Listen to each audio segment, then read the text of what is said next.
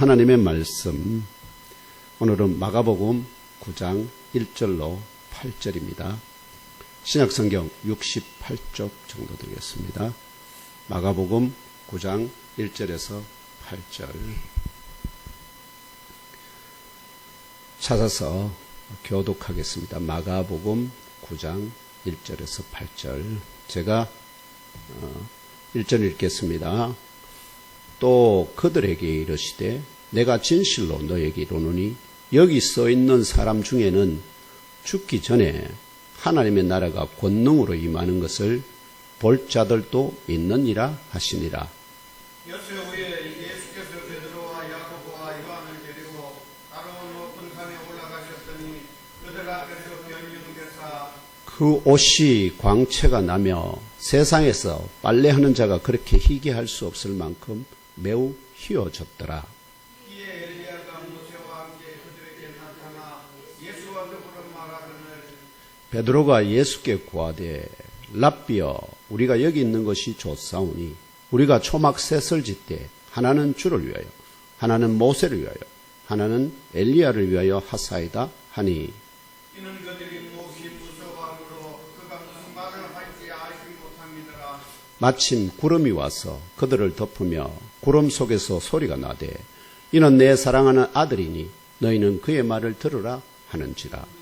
문들에 둘러보니 아무도 보이지 아니하고 오직 예수와 자기들 뿐이었더라. 아멘. 이 본문을 중심으로 본능으로 임하는 하나님의 나라라는 제목으로 본문의 말씀을 상고하고자 합니다. 제목 한 번 더 읽겠습니다. 시작. 본능으로 임하는 하나님의 나라. 하나님 나라.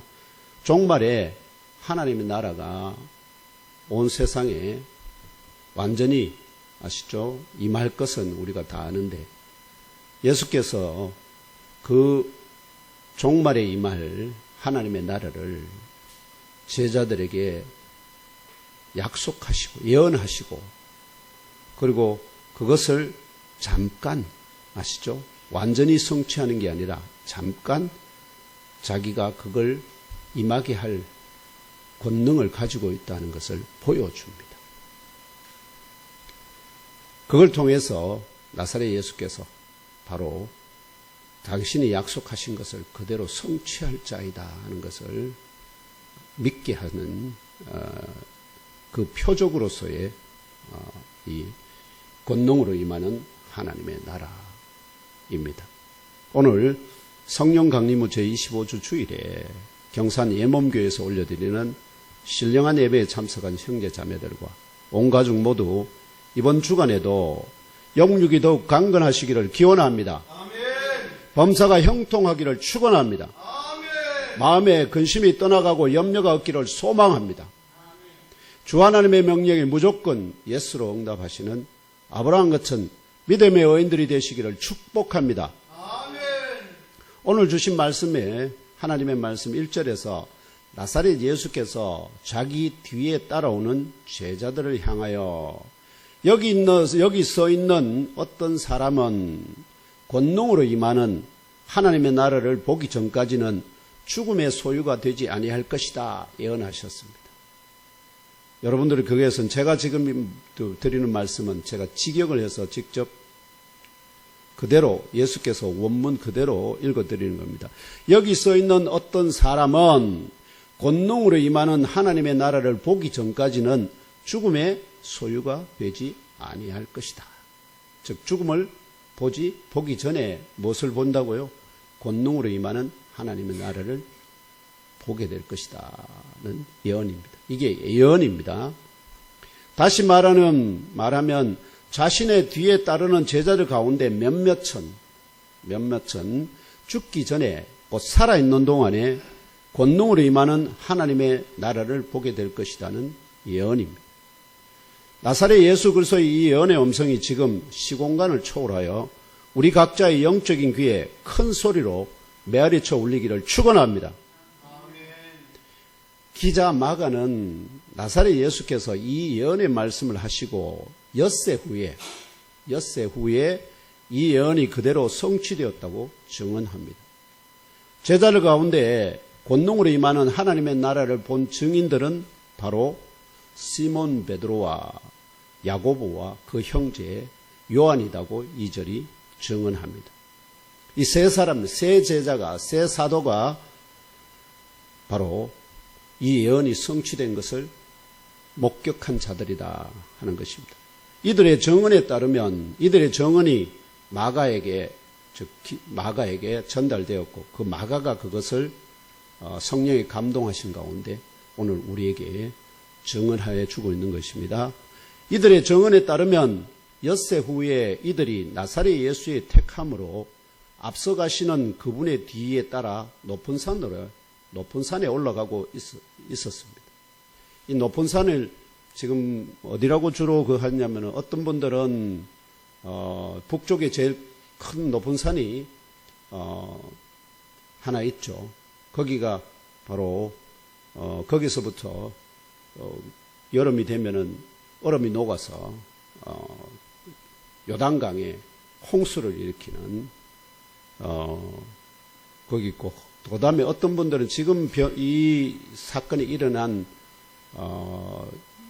것을 기념해서 변화산 기념교회가 있는데 그 기념교회는 갈릴리에 있는 다볼산 위에 세워져. 장로님 다녀오셨죠? 네, 다볼산이라는 곳에 세워져 있습니다. 그래서 어떤 분들은 다볼산일 가능성과 북쪽에 있는 헐몬산이에요. 예, 헐몬산이라고 보는 분들도 있고, 근데 지금 현재 그 변화산 교회는 다볼산 위에 세워져 있다는 거 이해하시면 좋겠습니다. 그래서 이 다볼산이라면 다볼산이 뭐처럼 생겼냐면 꼭 시내산처럼 생겼습니다. 크기는 적지만 시내산보다 높지는 않지만 시내산처럼 거기가 이제 설교하기도 그 많은 사람들이 모여서 예수께서 주로 말하면 우리가 산상수훈 같은 거에 결국 하시기에 딱 좋은 장소가 바로 이 다볼산입니다. 그래서 예수께서 그들 세 제자를 택한 다음에 기도하시러, 원래는 기도하시러 올라가는 겁니다. 기도하시러 변화산 쪽으로 올라가고 있는데, 그러다가 어느 위치에 도달했을 때 나사렛 예수께서 그들 자신의 눈앞에서 갑자기 변형이 되셨습니다. 그 변형된 모습 가운데 가장 눈에 띄는 것이 바로 옷이었습니다. 3절이 증언하는 바와 같이 그 옷이 광채가 났으며 땅 위에서 빨래하는 자가 그와 같이 하얗게 만드는 것이 불가능할지라. 즉 평생 보지 못한, 아시죠? 평생 보지 못한 정말로 극히 하얗게 광채가 나는 옷을 보게 됩니다. 옷이 그렇게 광채나면 그 안에 계시는 그리스도께서는 어떻게 했습니까? 더 그에 버금가는 광채로 빛처럼 보이게 되었다면, 이와 동시에 4절이 증언한 바 그 현장에 모세와 함께 엘리야가 나타났고요. 그들이 나사렛 예수와 함께 대화하는 것이 그들 자신에게 보여졌습니다. 그들이 나사렛 예수와 나눈 대화의 주제는 바로 누가복음 9장 31절이 증언하는 바 나사렛 예수께서 장차 예루살렘 안에서 별세하실 것에 관한 것이었습니다. 즉 이제 제가 말씀드렸죠. 이 빌립보에서 사람들이 나를 누구로 하느냐. 그래서 사람들이 죽은 세례 요한이 다시 살아난 자, 그 다음에 엘리야, 아니면 옛 선지자 중에 하나, 이렇게 더듬듯이 얘기할 때 너희들은 나를 누구라고 하느냐 하고 물었을 때 베드로가 주는 그리스도이십니다. 이렇게 대답함으로, 즉 이 대중들은 여전히 나사렛 예수를 제대로 보지 못하는 맹인의 눈과 같은 모습이었으나, 이제 제자들은 어느 정도 영안이 열려서 나사렛 예수의 본체를 이제 인식하기 시작했다. 영적인 눈이 뜨이기 시작했다는 것을 이제 확인한 다음에 예수께서 거기서부터 이제 예루살렘으로 본격적으로 올라가기 시작합니다. 그 과정에서 다시 한번 지금 뭐냐니까 예수 그리스도께서 예수 그리스도의 입이 아니라 누가요? 하늘에 가 있는 엘리야와 모세. 그들로부터 얼마나 세월이 지났을까요? 모세가 그거 했을 때가 세상을 떠났을 때가 대략 얼마냐면은 한 1300년 정도 전이거든요.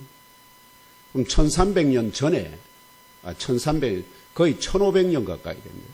1500년 전에 떠난 모세, 그 후에 한 700년, 750년경에 떠난, 700년 이후에 떠난 엘리야. 이들이 지금 그 현장에 나타났다는 것. 그래서 그들이 나눈 주제가 대화가 뭐냐? 나사렛 예수께서 장차 예루살렘 안에서 별세하실 것에 관한. 이제 떠나 올라가면은 어떻게 된다는 거죠? 예루살렘에 올라가면 이제 이 세상을 떠나게 됩니다. 하는 그것을 나누기. 즉 나사렛 예수께서 하신 말씀을 다시 한번 확인해 주는 그 과정이죠. 이어지는 5절에서 이런 기이한 상황을 접한 시몬 베드로가 나사렛 예수께 말합니다. 랍비여, 여기 있는 것이 우리에게 좋습니다. 우리가 세 개의 초막을 만들었다면 하나를 당신에게, 또한 하나를 모세에게, 또한 하나를 엘리야에게 드리겠습니다. 이런 논조로 이 얘기를 합니다. 근데 갑자기 시몬 베드로가 왜 이렇게 뜬금없는 얘기를 했을까요? 이것에 대해서 시몬 베드로는 아마 그 당시에 누가에게, 마가에게 시몬 베드로를 포함한 세 제자가 정신을 잃을 정도로 무서워하게 되었기 때문에 이 상황을 도저히 경험할 수 없는 특별한 상황이지 않습니까? 그 때문에 이들이 너무나 놀라서 거의 정신을 잃을 실성할 그런 정도가 되었기 때문에 시몬 베드로 자신도 그가 말하는 것이 무엇인지 알지 못한 채 그렇게 말하였다고 6절이 증언합니다. 자기는 뭘 말을 하는지 모르는데 아마 누가 있었습니까? 옆에 야고보와 요한이 있었기 때문에 베드로가 뭔 말을 했는지를 그들에게 알려주었을 겁니다. 그래서 자기는 몰랐는데 무슨 말을 하는지 몰랐는데 두 사람이 내 얘기를 듣고 이렇게 말했다는 것을 전해준 것입니다.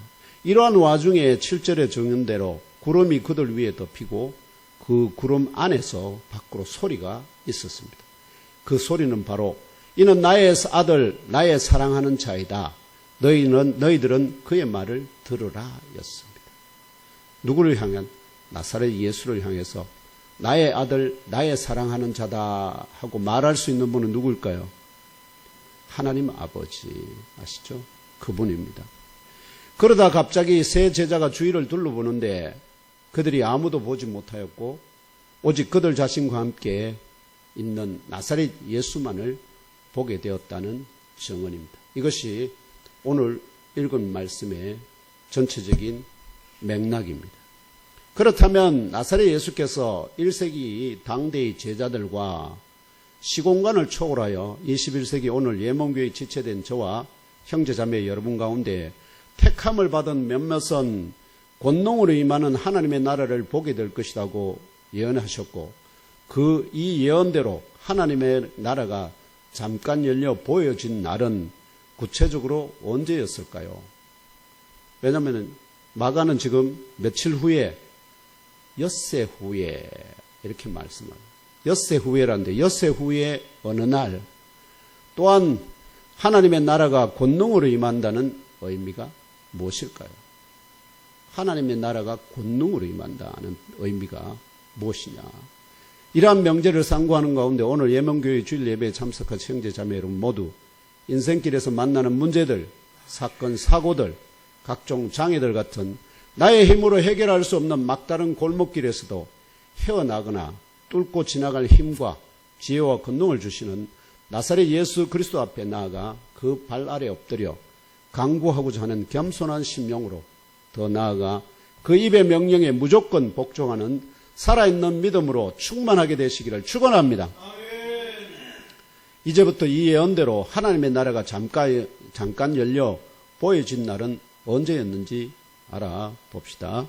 기자 마가는 오늘 말씀의 2절에서 1절의 예언대로 하나님의 나라가 잠깐 열려 보여진 성취의 날이 엿새 후라고 증언합니다. 엿새 후면은 엿새 6일째일까요? 7일, 엿새 후는 어떻게요? 6일도 되고 7일도 되고 8일도 그 후에 어느 날인지 특정이 잘 안 되면 엿새 후니까. 그럼 아니면 일곱째 날이라는 뜻일까요?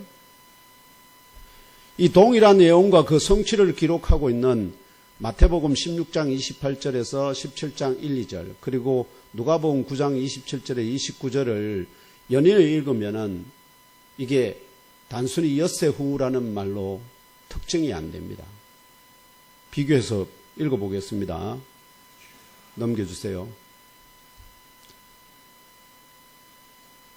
다음도 그걸 넘겨주세요. 네, 맞습니다. 자, 여기에 마태복음 16장 28절에서 17장 1, 2절, 그리고 누가복음 9장 27절에서 29절입니다. 전체를 읽어보겠습니다. 시작. 진실로 너에게 이르노니 여기 서 있는 사람 중에 죽기 전에 인자가 그 왕권을 가지고 오는 것을 볼 자들도 있느니라. 엿새 후에 예수께서 베드로와 야고보와 그 형제 요한을 데리시고 따로 높은 산에 올라가셨더니 그들 앞에서 변형되사 그 얼굴이 해같이 빛나며 옷이 빛과 같이 휘어졌더라. 내가 참으로 너에게 이르노니 여기 서 있는 사람 중에 죽기 전에 하나님의 나라를 볼 자들도 있느니라.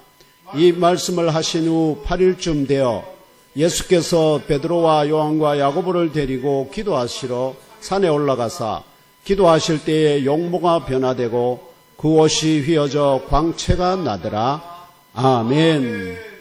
여기 마가복음에서 분명하게 표현 안 된 내용 가운데 나오는 것이 뭐냐니까 마가는 옷이 휘어져서 광채가 난다고 했는데 여기는 보시면은 마태복음에서는 그들 앞에서 변형돼서 그 얼굴이 해같이 빛나며 아시겠죠? 그 얼굴도 해같이 빛나며 옷이 빛과 같이 휘어졌더라.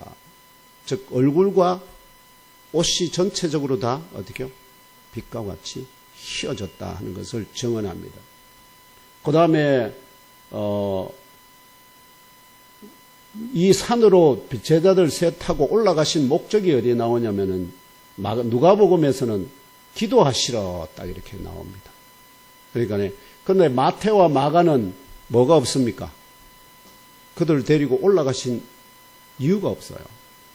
이유가. 그러니까 이것들을 전체적으로 서로 보완해서 봐야 구체적으로 예수께서 왜 이들을 택해서 산으로 올라가셨는지 그리고 그것에서 이런 변형을 보여주셨는지 그것들을 알 수 있고 문제가 되는 것은 마태복음과 마가복음은 엿새 후에 합니다. 엿새 후에. 그런데 누가는 어떻게 해요? 이 말씀을 하신 후 8일쯤 돼요. 여러분. 마태와 마가는 엿새 후라고 그래요. 그럼 여러분들 그 계산을 하면 엿새 후면은 7일째인가? 이렇게 되잖아요. 그런데 누가는 이 말씀을 하시는 8일쯤 돼요. 똑같은 사건입니다. 다른 사건 아닙니다. 그럼 여기에서 보면은 엿새 후하고 8일쯤 되어 이거는 다르잖아요. 왜 이런 차이가 날까요? 그걸 이제 제가 지금 말씀을 드리려고 하는 겁니다. 그 말씀, 이렇게 차이가 나게 된 근본 그거는 뭐냐니까 이 앞에 다시 보여주시죠.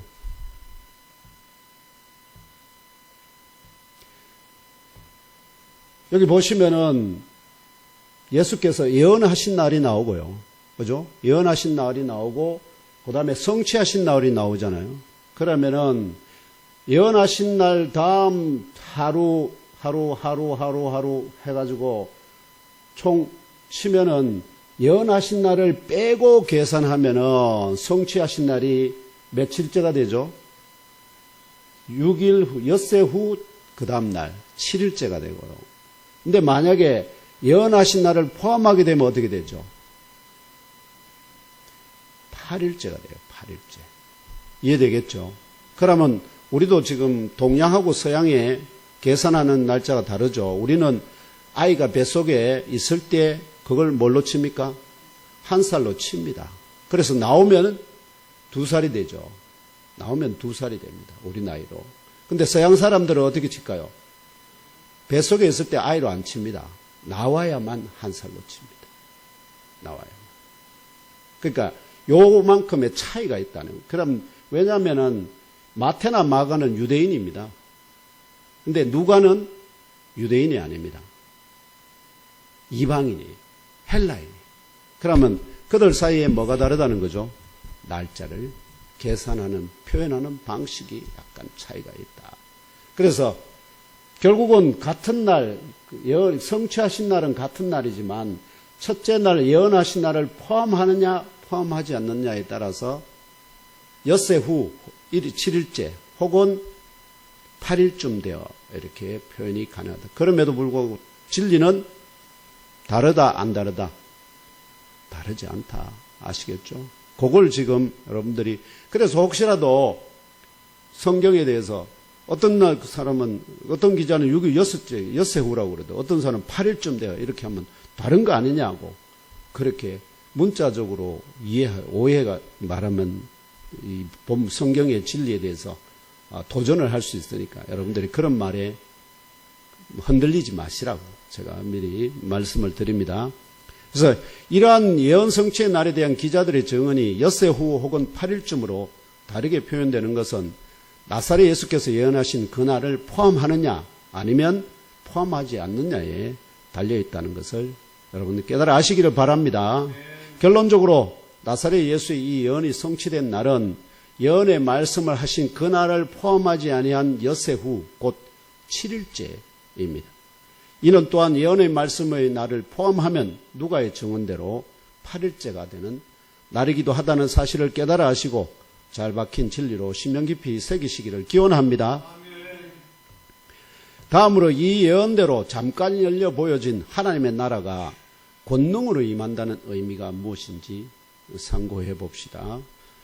이 권능이라는 말의 의미에 관하여 먼저 알아보는 것이 필요한데요. 신약 성경에서 권능으로 번역된 헬라어 명사는 두 종류입니다.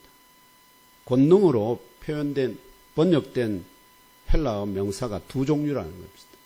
하나는 두나미스라는 단어이고 하나는 엑수시아라는 단어입니다.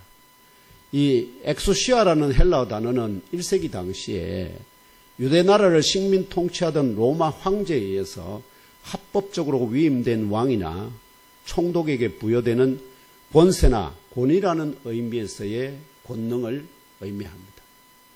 21세기 지금 이야기 예를 든다면 얼마 전에 미국 대통령으로 당선된 트럼프에게 부여되는 당선인으로서의 권세나 권위가 있습니다.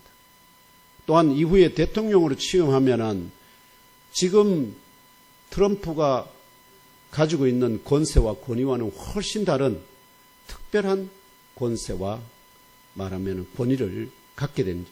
즉 미국 대통령으로서의 권세나 권위라는 의미에서 권능을 표현할 때는 뭐라고요? 엑수시아라 표현한다. 그러니까 누군가로 자기보다 더 탁월한 자로부터 어떻게 해요? 위임받는 거예요. 그걸 엑수시아라는 표현인데 그걸 우리말로는 그냥 뭘로 번역한다고요? 권능으로 번역한다 하는 겁니다. 다시 말하면 이러한 권세나 권위 및 권능은 더 탁월한 누군가에 의해 위임되는 권능이며 그러면 그 트럼프가 대통령으로서 권위는 영원히 갑니까? 아니면 그 직위에 있을 동안에 위임되는 그러니까 일시적이고 잠정적인 권능을 뭐라고 부른다고요? 엑수시아라 표현한다. 예로서 마가복음 6장 7절의 권능이 바로 엑수시아의 권능인데요. 마가복음 6장 7절에 이렇게 이야기합니다. 12제자를 부르사 둘씩 보내시며 더러운 귀신을 제어하는 권능을 주시고 이 권능을 누가 주셨습니까? 나사렛 예수께서 제자들에게 12제자들에게 어떻게요? 그 권능을 부여하는 그 권능을 뭐라고 부른다고요? 엑수시아라고. 엑수시아. 반면에 듀나미스라는 헬라어 단어는 더 탁월한 누군가에 위임되는 권세나 권능이 아니라 엑수시아가 아닙니다. 자신이 소유한 특별한 능력이나 힘이라는 의미의 권능입니다. 이미 그것을 어떻게 소유하고 있다는 거예요. 그래서 이 권능은 위임되는 것이 아니기 때문에 항구적인 권능입니다. 즉 내가 이 직위에 있을 때만 그 권능이 임하고 직위가 없어지면 권능이 사라지는 게 아니라는 거예요. 계속 내가 그걸 존재하는 한은 그 권능이 내게 계속 따라있는 그것을 듀나미스라 한다. 예로서 마가복음 13장 26절의 권능이 바로 듀나미스의 권능인데요. 그때에 인자가 구름을 타고 큰 권능과 영광으로 오는 것을 사람들이 보리라 할 때 이 인자가 어떤 권능을 가졌다고요? 큰 권능을 가지고 있다. 구름을 타고 탈 수 있는 사람이 누구 있을까요? 사람 중에 구름을 탈 수 있는 사람이 누가 있을까요? 아무도 없습니다. 누가 구름을 타시죠? 하나님께서 구름을 타십니다. 구름을 자기의 뭘로? 자기의 말하면은 운반 수단으로 써. 이처럼 오늘 주신 말씀에서 그러면 권능은 엑소시아일까요? 듀나미스일까요? 이게 중요합니다. 왜냐하면 권능으로 임한다는 것은 누구로 받아서 위임된 권능으로 하나님 나라를 갖고 오느냐? 아니면은 자기가 가지고 있는 고유한 자기의 능력으로 하나님의 나라를 갖고 오느냐에 달려있기 때문에 오늘 주신 말씀에서의 권능은 바로 자신이 소유하여 행하는 특별한 능력이나 힘이라는 의미의 권능, 곧 듀나미스의 항구적인 권능입니다. 구약 성경에서는 이 권능이 주로 여호와의 강한 손, 아시죠? 여호와께서 손을 강한 손으로 이스라엘을 출애굽시키죠. 또 강한 손으로 이 바로의 군대를 어디다가요? 홍해에다가 수장을 시키고 이럴 때 뭐 하신다고요? 여호와의 강한 손이 뭘로? 그 권능으로 표현되기도 합니다. 그 다음에 또 팔을 펴시는 것, 하나님께서 팔을 펴시는 것, 누구를 잡아 끌어당기는 이런 편팔로 상징되는 여호와의 능력과 힘을 뭘로 표현한다고요? 여호와의 권능으로 표현한다. 이러한 관점에서 권능으로 임하는 하나님의 나라는 여호와 하나님의 강한 손과 편팔로 능력과 힘을 베푸시듯이 나사렛 예수 자신이 소유하여 행하시는 특별한 능력이나 힘으로 곧 자신의 권능으로 임하게 할 하나님의 나라를 잠깐 열어 택한 제자들에게 보게 할 것에 대한 예언이다. 누구의 능력으로, 누구의 권능으로 한다고요? 자기가 소유하고 있는 고유한 능력으로 뭘 오게 한다고요? 뭘 임하게 한다고요? 하나님의 나라를 임하게 할 것이다. 그래서 그럼 나사렛 예수께서 택한 제자들에게 이렇게 자신의 권능으로 임하는 하나님의 나라를 미리 잠깐 열어보게 하시는 이유가 뭘까요? 오게 하시려면 영 오게 하시지. 왜 그걸 잠깐 열어보게 하실까요? 왜? 물론 종말에 다 갖고 오십니다. 그런데 그걸 갖고 오기 전에 미리 뭘 보여주신다는 거죠. 내가 그걸 갖고 올 능력이 있다는 것을 그들에게, 제자들에게 지금 보여주고 있는. 왜 이렇게 해야 될까요? 이렇게 하는 의도가 뭘까요? 이게 중요하죠. 이 예언의 말씀을 하신 배경을 살펴보면 그 이유를 알 수 있습니다. 왜냐하면 마가복음 8장 지난주에 설교드렸죠. 마가복음 8장 34절로 38절에서 나사렛 예수께서 자신의 뒤에 따라오기를 원하는 자들이라면 아무라도 누구라도 자기를 철저하게 부인하고 자기 십자가를 들고 나를 따라 오라 명령하신 후에 각자의 선택, 곧 이 명령에 복종하는 자들은 영생의 구원을 얻지만 이 명령에 끝까지 복종하지 않는 자들은 마지막 최후 심판 때에 인자 곧 나사렛 예수 자신으로부터 부끄러움을 당하게 될 것, 곧 최후 심판을 예언하셨거든. 이해되십니까? 나사렛 예수께서 자기를 뒤에 따라오는 자들을 향해서 누구든지 나를 따라오기를 원한다면 자기 자신을 부인하고 자기 십자가를 들고 나를 따라오라 명령하셨는데 그 명령대로 자기를 부인하고 자기 십자가를 들고 따라오는 자들은 뭘 얻는다고요? 영생을 말하면 구원에 얻게 되지만 그 명령을 끝까지 불복하는 자들은 어떻게 된다고요? 최후의 심판 때에 인자로부터 전부 다 난 너 모르는데 하고 말하면 부끄러움을 당하게 안다고. 누가 여기 또 예문교회 또 왔는데 성도들이 부끄럽다 하는 말은 예문교회로 들어왔는데 아무도 어서 온나 하고 안다고 환영 안 해주면 어떻게 할까요? 그 사람이 부끄러울까 안 부끄러울까? 부끄럽게 되죠. 근데 최후의 심판대 앞에서 예수 그리스도 앞에 떡 나오는데 예수님하고 불렀는데 예수님께서 너 모르는데 이렇게 하면 그 사람 어떻게 되죠? 그걸 말하는 부끄럽게 된다는 것은 예수께서 나 너 모른다고 부인하는 걸 말합니다. 그렇게 되면 그 사람은 어떻게 되죠? 영원한 사망의 불못으로 들어가게 됩니다. 예수께서 내가 이 택한 자 맞습니다. 내 사람입니다 하고 환영해 주셔야 어디로요? 영원한 생명의 하나님 나라로 행복의 나라로 낙원으로 들어가게 되거든요. 그래서 그렇다면 예수께서 이걸 최후 심판에 자기가 심판장으로 거기에 설 것을 지금 예언하고 있는 거 아닙니까? 근데 그걸 무엇을 근거로 해서 그걸 믿을 수가 있을까요? 나사렛 예수께서 최후의 심판의 재판장이 된다는 건 뭘 근거로 믿을 수 있냐 말입니다. 여러분 그냥 믿나요? 예수께서 그냥 말하면 믿나요? 여러분들 모든 걸 알기 때문에 지금 믿지만 1세기 당시의 제자들은 어떻게 해요? 아직 예수께서 십자가에 죽으시고 살아나신 것도 아니고 지금 십자가를 향해서 나아가는 아직 초입 단계인데 지금 아직도 눈이 제대로 안 떠서 희미하게 보고 있는 그들에게 내가 최후 심판 때에 재판장인 인자가 될 거다 하고 말한다고 해가지고 그걸 그냥 무턱대고 믿을까요? 뭘 주셔야 될까요? 그걸 믿을 만한 결정적인 증거를 주셔야 돼요. 그 증거로서 뭐가 주어졌을까요? 바로 오늘 말씀이 주어진 겁니다. 9장 1절이 바로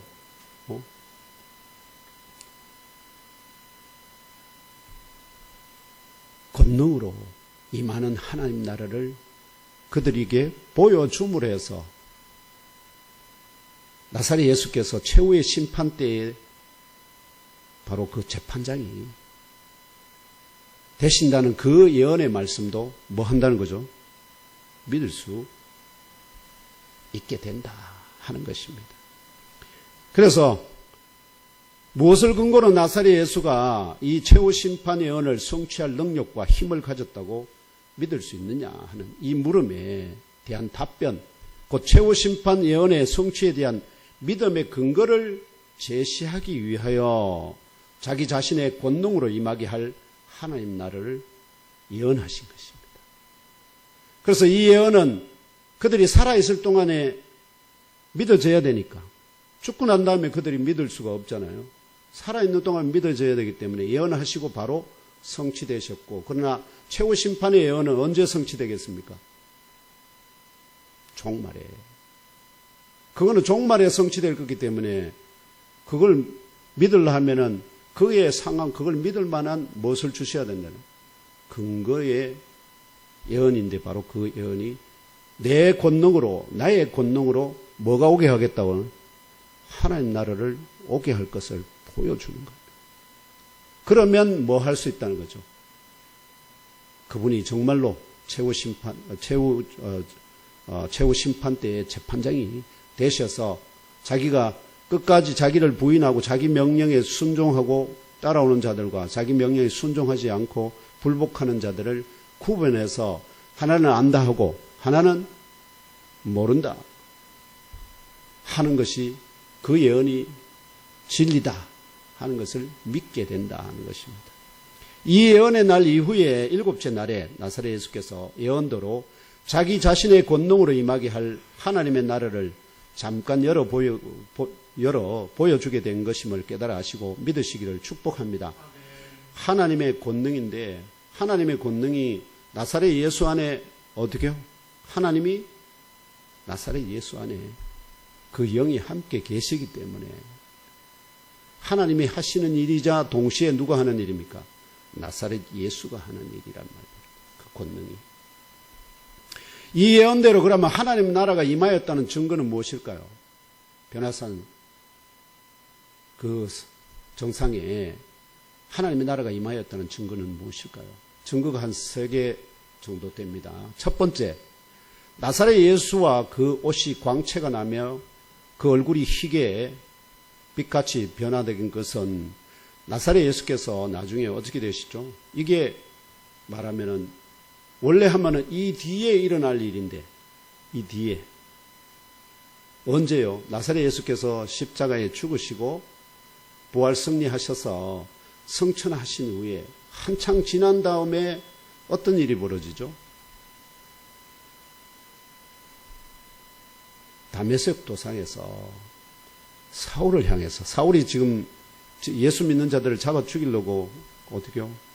권능을 받아가지고 다메섹 도상으로 막 가고 있는데 다메섹 성에 가까이 다 도달했을 때에 사울을 향하여 하늘에서 해보다 더 밝은 빛이 비추어주고 그 가운데 나사렛 예수의 음성이 들렸던 사건을 반추해 보면 뭐가 비쳤다고요? 나사렛 예수께서 말씀하시는데 바울이 본 것은 해보다 밝은 빛이 그에게 비쳤다 하는 겁니다. 해보다 밝은. 나사렛 예수께서 뭐로 변화되셨다고요? 오늘 지금 이 세 제자가 본 것과 같은 모습으로 부활 승리하신 다음에 그 모습인데 그걸 미리 뭐에 시내산이 아니라 변화산에서 그 모습을 시간을 초월해서 미리 보여주시고 계시다 하는 겁니다. 바로 이 사건이 일어난 현장이 바로 하나님의 나라라는 것을 깨달아야 알게 합니다. 이게 나사렛 예수의 얼굴이 해같이 빛나고 그 옷이 하얗게 빛나게 된 그것이 의미하는 바입니다. 둘째는 이어지는 사건들이 나오죠. 곧 문득 두 사람이 용모가 변화된 예수와 함께 말하는데 이는 모세와 엘리야였습니다. 예수가 오시기 전 1500년 전에 생존하였다가 사라진 하나님의 신실한 종 모세가 구할 것은 어디일까요? 성경에서 사람이 1000년 이상 산 사람이 아무도 없습니다. 근데 모세 시대에는 기껏해서 몇 세 정도 살았을까요? 120세 정도, 130세 이 정도. 그런데 예수 오시기 전에 1500년 전에 생존하다가 시내산으로 올라간 다음에 사라진 하나님의 신실한 종 모세가 구할 것은 어디일까요? 하나님의 나라입니다. 하나님의 나라. 예수가 오시기 600년 전에 죽음을 맛보지 아니하고 불말과 불병거를 타고 하늘 올라간 엘리야가 구할 것은 어디일까요? 하나님의 나라입니다. 이들은 다 하나님의 신실한 종입니다. 이처럼 연속적으로 일어난 사건들이 가리키는 한 가지 분명한 사실은 세 사도들이 목도한 변화사 사건의 현장이 바로 하나님의 나라라는 것입니다. 이해되시죠? 셋째는 구름이 그들 위에 덮이고 그 속에서 밖으로 이는 내 사랑하는 나의 아들이니 너희는 그의 말을 들으라 하는 하나님의 음성이 들렸다는 것입니다. 이 역시 하나님의 나라와 여호와 하나님이 그곳에 함께 임하신 것을 상징합니다. 7절이 증언하는 구름의 특별한 상징과 역할도 중요합니다. 이 구름이 임한다는 거예요. 구름이 그들을 완전히 덮었습니다. 그리고 그 구름 가운데서 소리가 들렸기 때문에 출애굽기 19장 8절 9절 함께 읽으며 알아봅시다. 시작. 백성이 일제히 응답하여 이르되 여호와께서 명령하신 대로 우리가 다 행하리이다.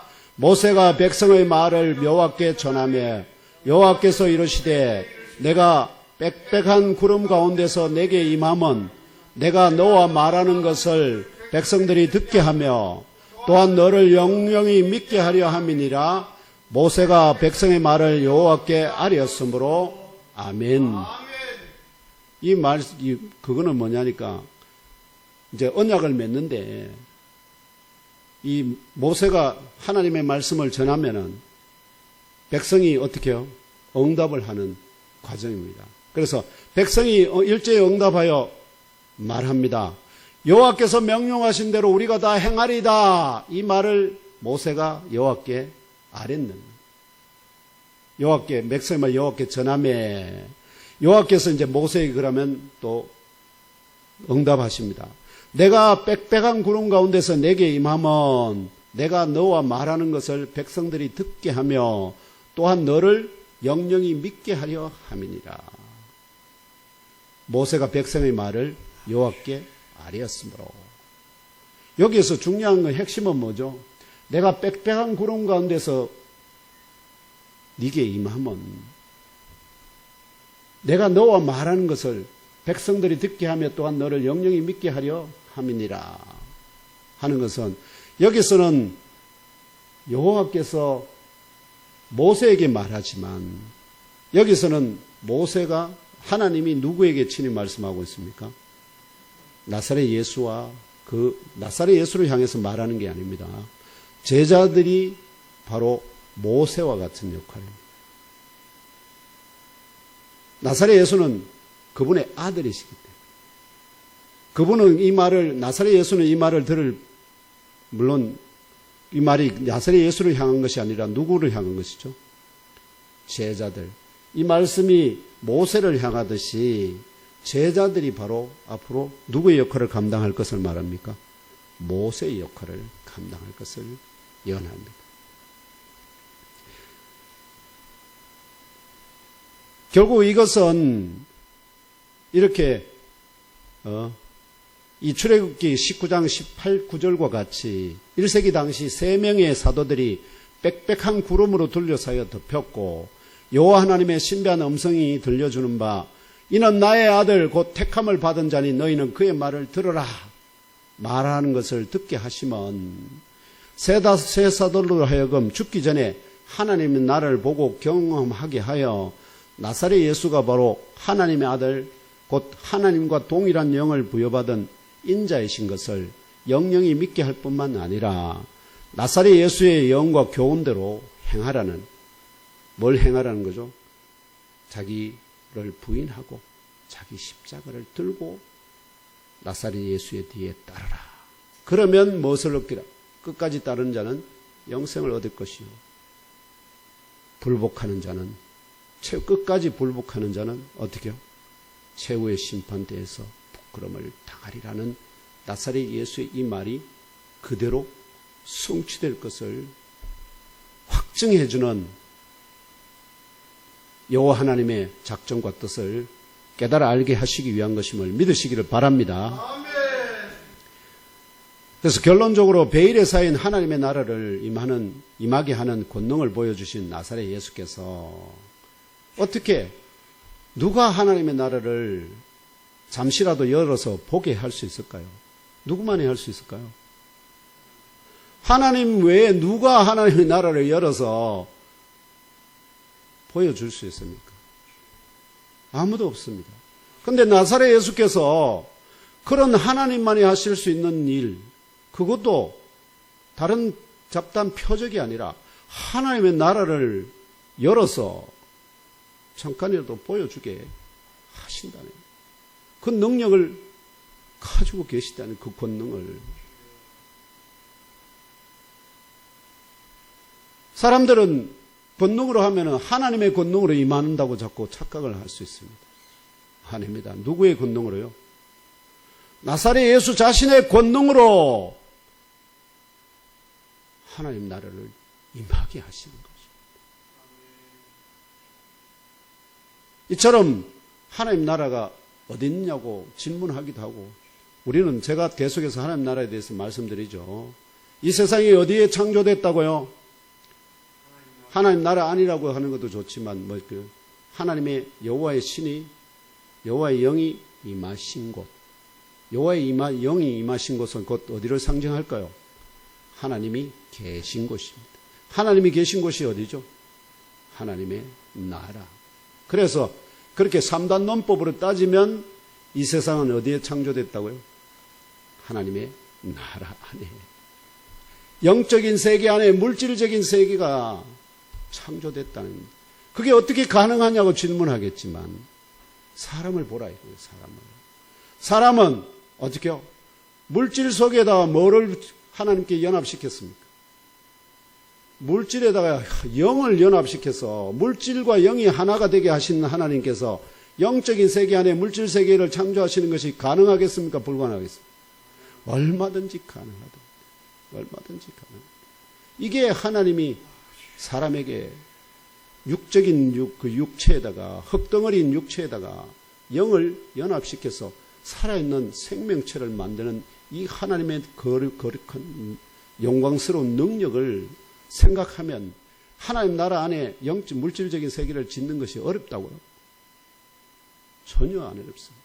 다만 그게 창세기 1장 2절이 의미하는 바를 물질이 땅에 있느냐 물이 있느냐 여기에다 집중함으로 말미암아서 뒤에 뭐가 빠졌죠?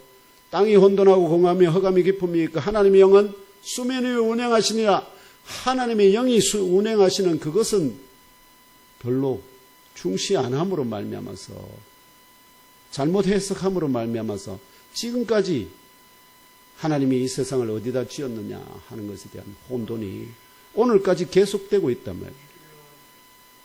듣는 귀가 열리시기를 주 예수 그리스도의 이름 축원합니다. 네. 그러므로 결론적으로 그 하나님의 나라의 육적인 세계가 세워졌는데, 그 육적인 세계에서 아담과 하와가 하나님 나라 안에 있는 육적인 세계 안에 거기서 범죄해서 결국 그 죄를 지었기 때문에 그들을 어디다가요?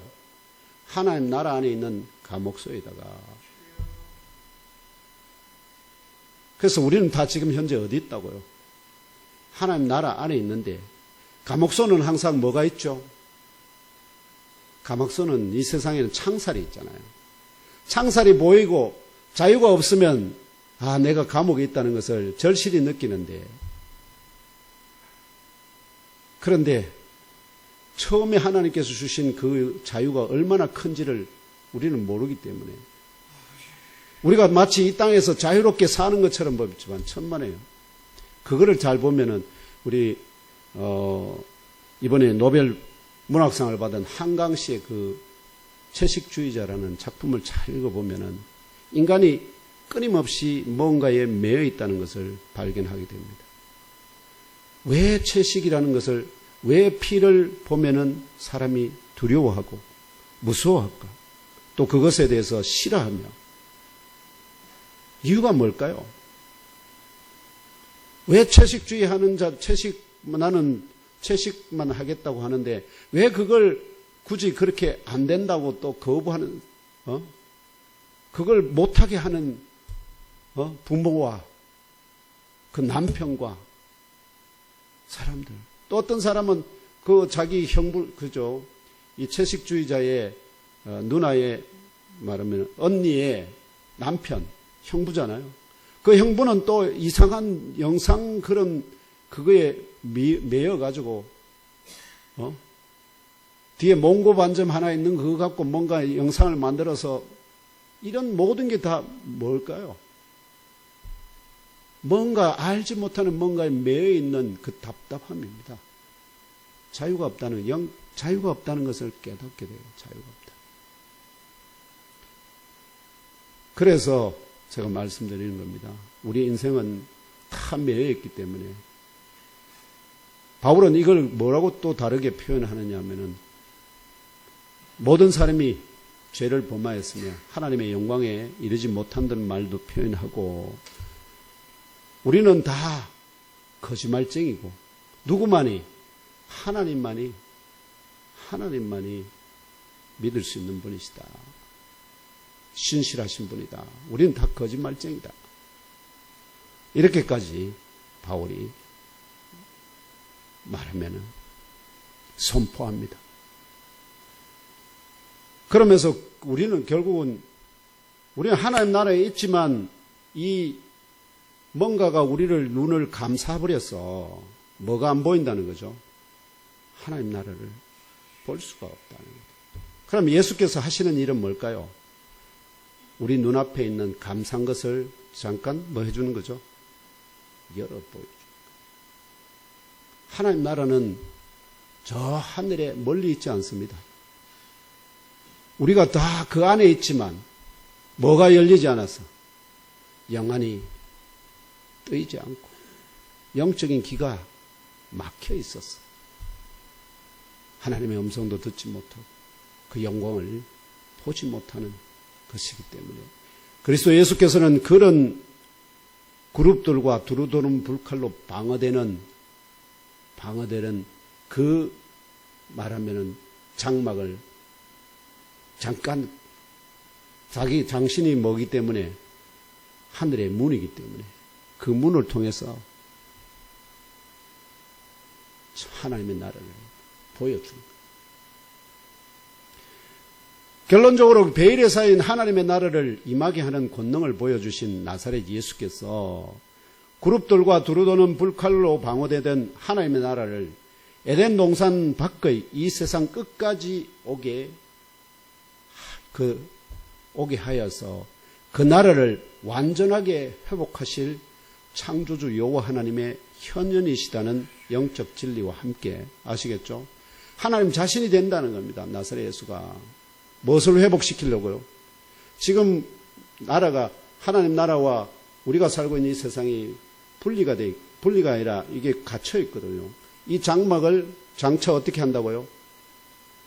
이 벽을 다 허물어 버린다는 말이에요. 허물어 버려요. 그러면은 뭐와 하나님과 우리가 다 한 세상에 놓이게 하는 그 일을 누가 하신다는 거예요?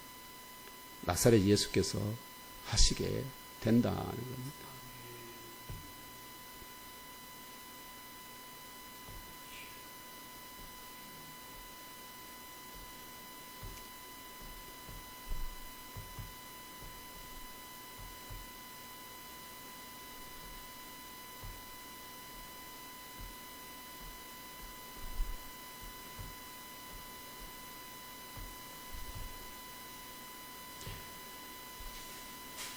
이 진리와 함께 또 하나가 중요한 것은 이 말씀을 이 예언을 구체적으로 하시고 성취해 주신 이유가 뭐였죠?